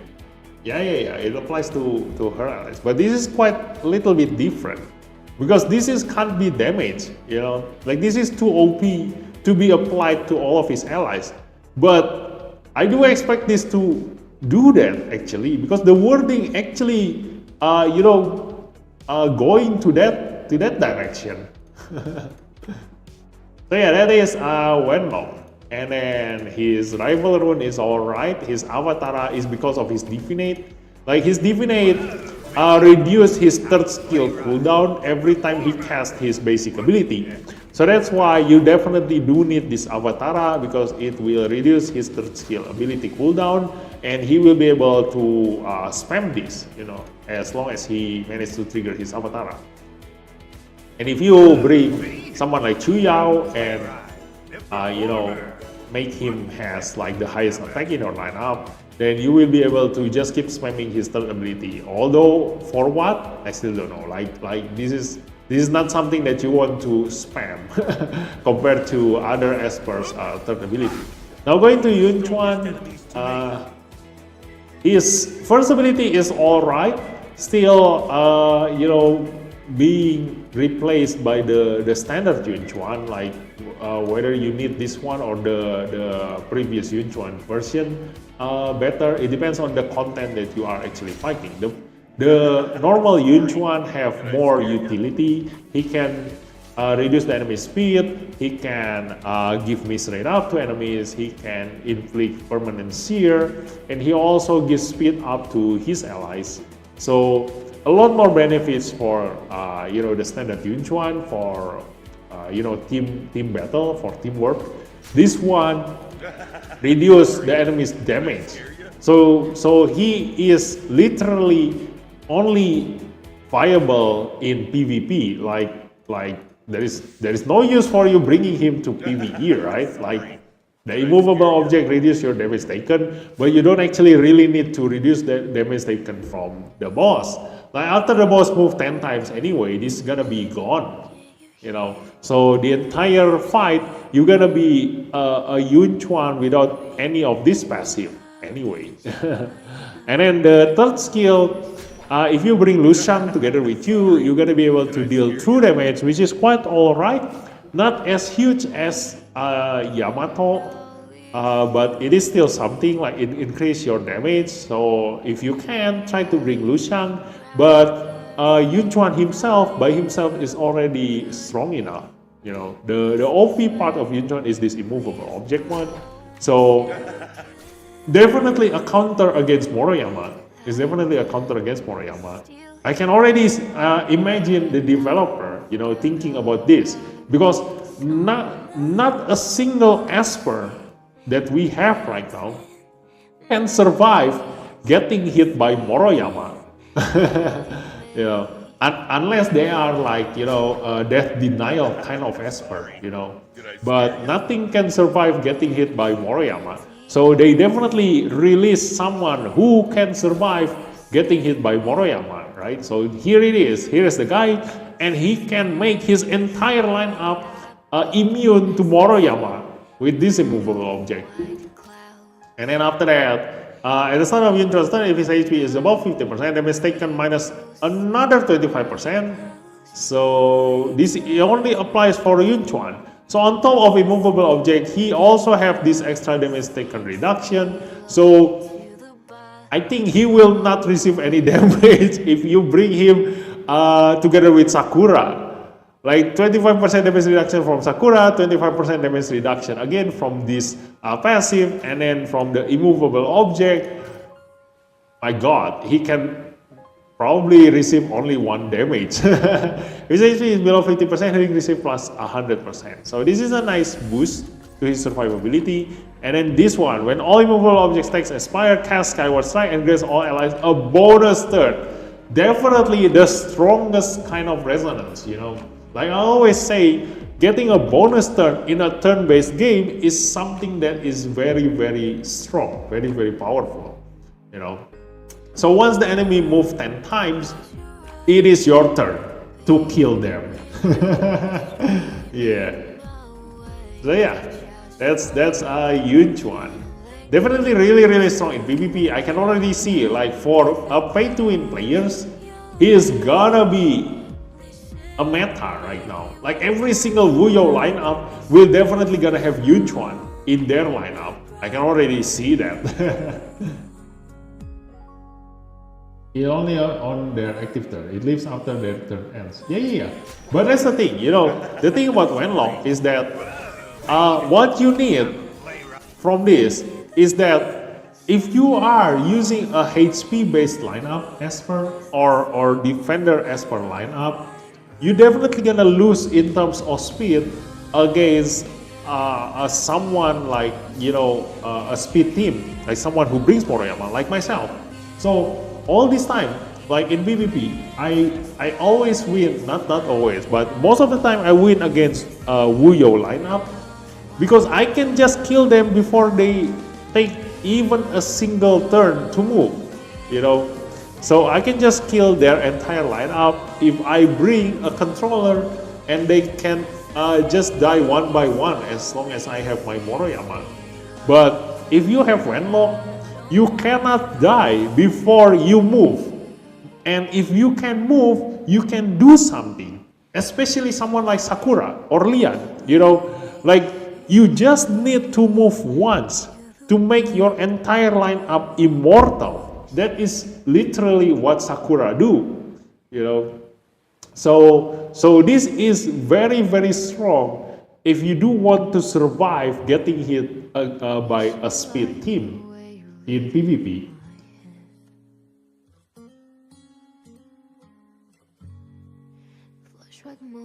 Oh yeah, his Divinate gives 20%. Yeah. Chuan's Divinate also gives damage reduction by 20% here. Yeah, definitely insane. Like Chuan will never die in the first 10 turns of battle, you know. Leave the strongest enemies to me.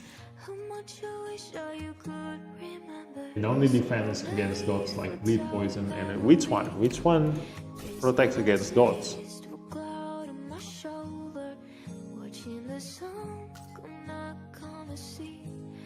Which one protects you from dot?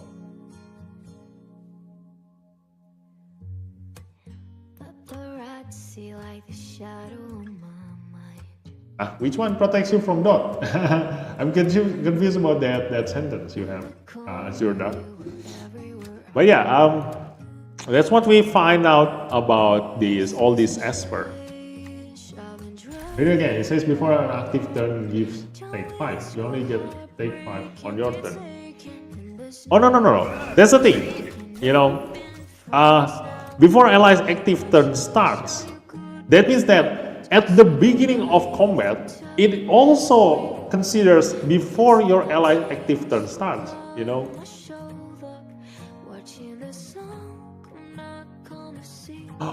Oh wait. Oh yeah, you can also interpret it like that. Yeah.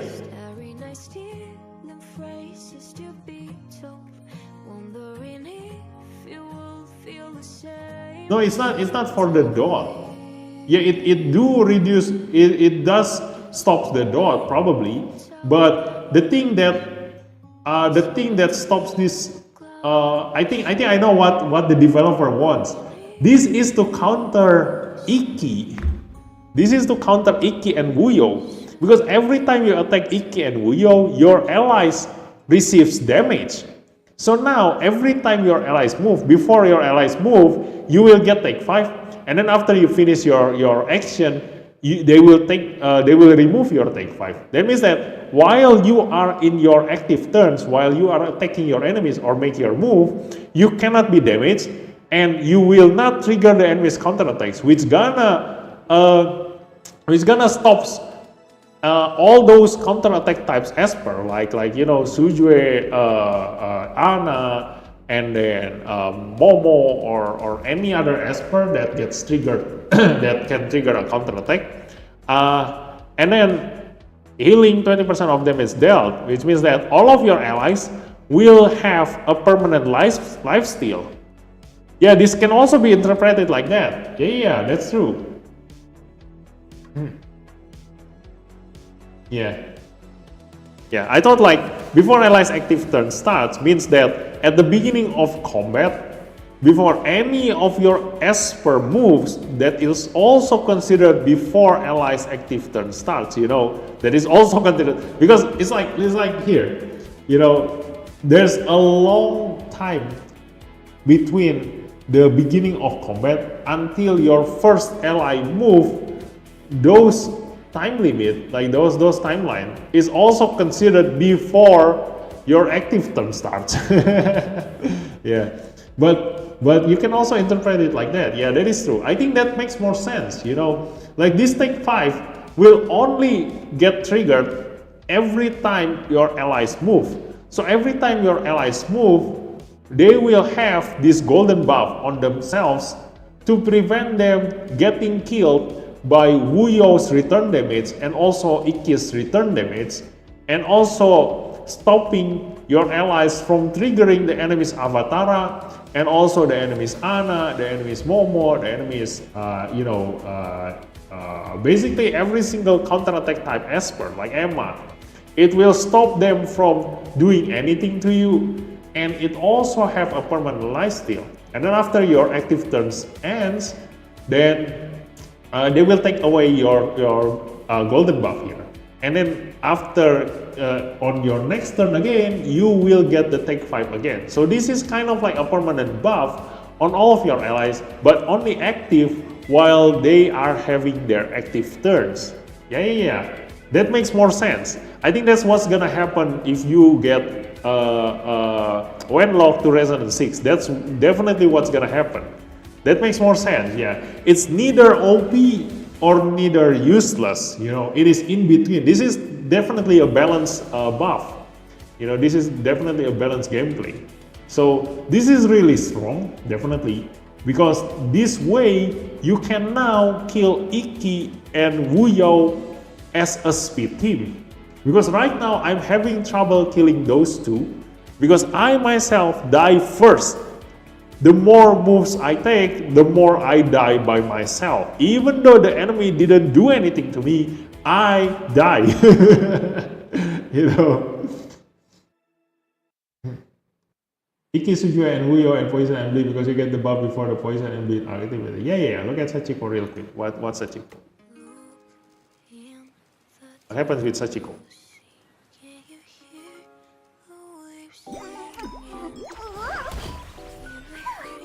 Sachiko is fine. What's going on? Something smells fishy. Don't come near me. There's something mentioned here.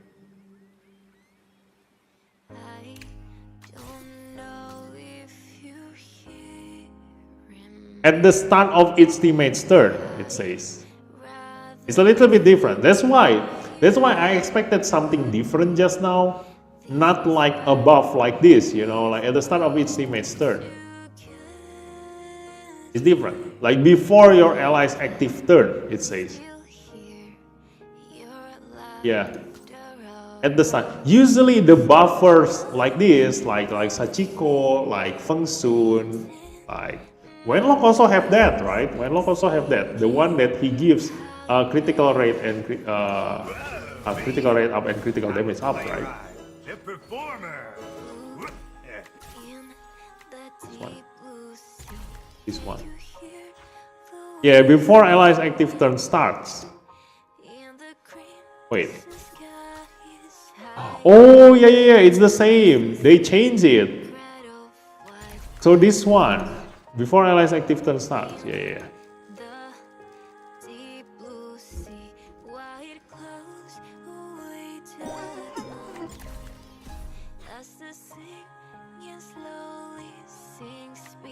Yeah, they changed the start of its teammate's turn. Yeah. It's very bad. Same with MYC movable objects. Yeah. It's a different wording, but I think the different wording is because Wenlock himself doesn't get the benefit of take 5. I think if we read it as right now here, before ally's active turn starts, gains take 5. That means that Wenlock himself will not receive this buff. Yep. So that's why the wording is different. Yes, this one also. The wording is different because Wenlock himself doesn't get the buff. Let's try that. Let's test that. If Wenlock himself doesn't get the buff, that means that it's true. It's gonna be what happens with the take 5.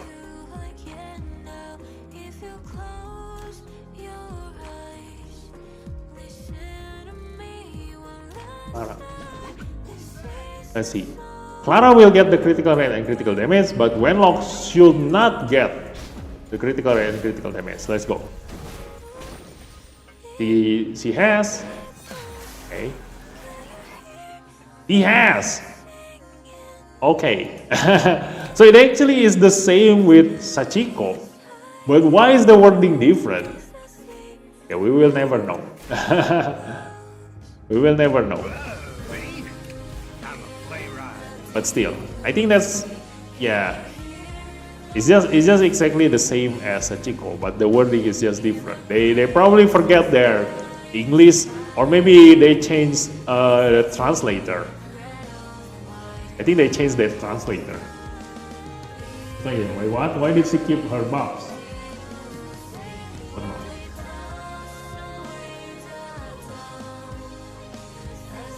Yeah, because Wenlock himself is considered allies. Well, we don't know, but really, like we see this ascension. He said before allies active turn starts, grants them blah blah blah blah blah, and that's what happened just now in the VR. Is that Wenlock himself gets the critical rate up and critical damage up. So because the sentence here is the same before allies active turn starts, and in here it also says the same before allies active turn starts. So this take 5 will definitely apply together with that critical rate up and critical damage up. So yeah, that's what's gonna happen. It's only one turn, so keep critical rate and critical damage buffs. Now? Oh no, it's because the one turn didn't expire yet.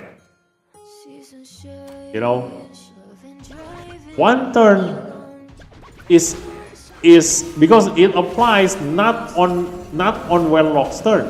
You know, like here's the thing, it lasts for one turn, but because Clara got the buff on herself, like in her own turn, so it is not considered Clara moving. You know what I mean? Like if Wenlock is, let's say this is Dahlia. If Dahlia casts a buff and then it is given to Clara and it lasts for one turn, that means that when it is Clara's turn to move, this buff goes through the start of the active turn. So once Clara's made her move, then the buff gonna get reduced by one turn. But if Clara gets the buff at the start of her turn, it is not considered as if she already made her move. So that's why she will still have this buff. That's what happens. You know, it's the same as Sachiko actually. Like every single Esper that gives buffs at the start of ally's turn is not gonna get reduced once the ally's turn ends. You know, because the reduction of ally's buff will be counted at the start of their turn.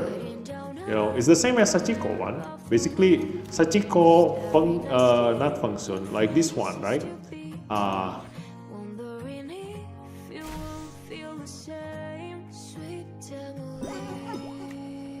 Wait. It is in her resonance, is it? Yeah. Critical rate up for one turn. So you're not gonna lose your critical rate up after you make a move. It's the same as this one. This one. Yeah. If allies can take action at the start of a turn, gains buff allies attack up for one turn. No. This one gonna get removed once the allies make their move. But for someone like Sachiko and Feng Sun, the one that gives buffs on your ally's turn, the buff duration will not get reduced after they move. This one also. Yeah, the carrier gets a random bonus for 2 turns when casting abilities. But once they move, it's not gonna get reduced. Like they still have those 2 turns after. Yeah, I was kind of thinking it will do the same with take 5. No, it's not gonna do that. So once they make their move, then oh yeah, that's why they mentioned here. That's why they mentioned in here that it expires at the end of the turn is because your allies receive this buff at the start of their turn. So in normal situation, just like Sachiko, the 1 turn duration will not get reduced. So they need to explicitly says in here that it will get removed after your allies make a move. Otherwise, it's gonna work the same as Sachiko, because if you don't mention it here, then the 1 turn duration that your allies get after they receive the take 5 buff will not get removed because it didn't go through the start of the ally's active turn. So only after your ally's next active turn, then the take 5 will get removed. Hence why the developer need to explicitly says here that it expires at the end of the ally's turn, you know. So yeah, now we get, I think we already confirmed how this take 5 works, you know. All this speculation, all these assumptions, we can already narrow it down to the most likely situation that's gonna happen. So that's what's gonna happen with take 5, you know. Like it's gonna be a really good counter against Wuyo, Iki, Ana, Emma, Momo, basically every single counter attack type Esper, and also Poison, Bleed type Esper. This is gonna be a really strong counter against all of them.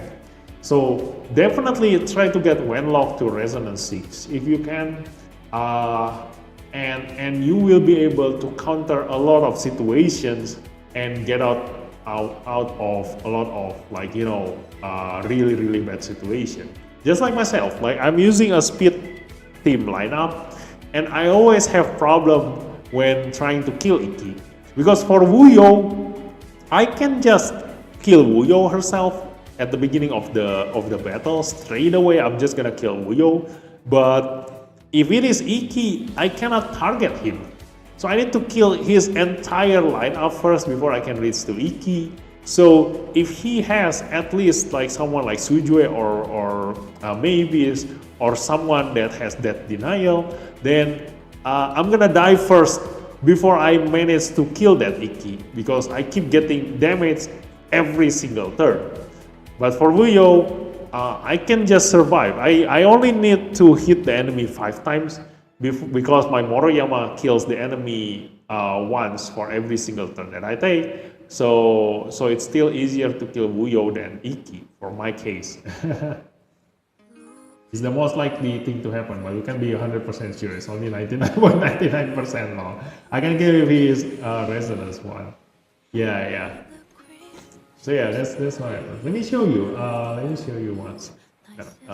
My Dislyte. See. I'm currently, recording all of my point war battles. Just like want to make a compilation of Moroyama's fight. So, but I'm gonna give you a sneak peek of what I'm doing with my point war.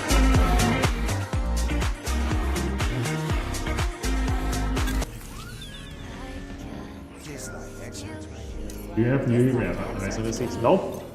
I don't have. So yeah, let's see. Nope, not gonna hit Resonance 6 with you. Yeah, that's the one thing that buys out so much time. So let's try this one. I'm taking the Raging Flame. All at as per single target ability damage plus 50%, ignoring 50% defense. So this is really strong for Moroyama because I'm using this lineup here. Let's see.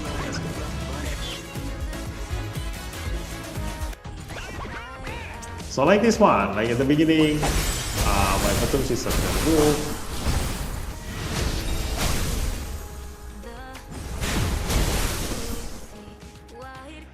And this one. Oh no, this is Resonance is Wuyo, right? Too bad. I'm gonna lose this one. Yeah, my Moroyama didn't get even a single chance to move. But yeah, like here, I can if that works just now. I don't know what happened. Like my Moroyama didn't move just now. But if that worked just now, then I can just kill Wuyo here like that, and that's it. I can just now slowly take my time in killing the enemy. But yeah, that's too bad. Maybe try. What happened just now? Why my Moroyama didn't move? He is here, right? He's supposed to be moving. Oh, he got pushed back. Okay. Yeah. That pushed back. That's too bad. Who managed to push back? I think was it Yamato? Yeah, Yamato observes his AP. Too bad.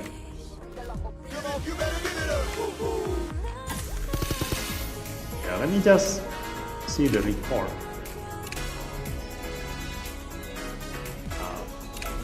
Someone like this. Let me see this one.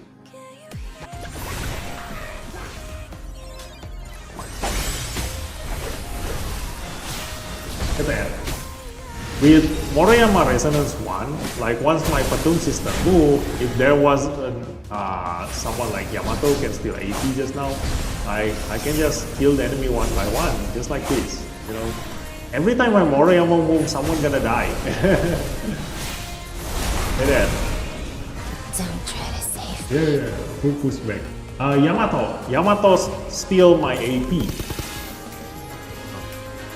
Like here's Yamato's. If you've got a problem, speak up. Here's Yamato.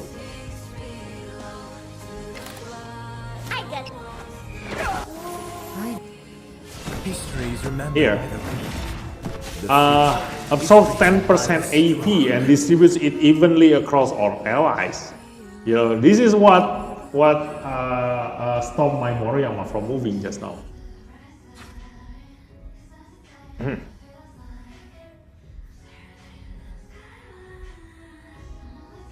Here, this one. Among people. Yeah, because that specific player just now, because it was point war, so every single Esper's equipment gonna be different. So just now the Yamato that he has just now have quite high speed. So once I hit him just now with Phantom Sister, he consumed his Rashomon, he gets 20% AP, and it actually makes him able to move. So once he moved, he used his second ability and he absorbs my AP and distributes it evenly across his allies.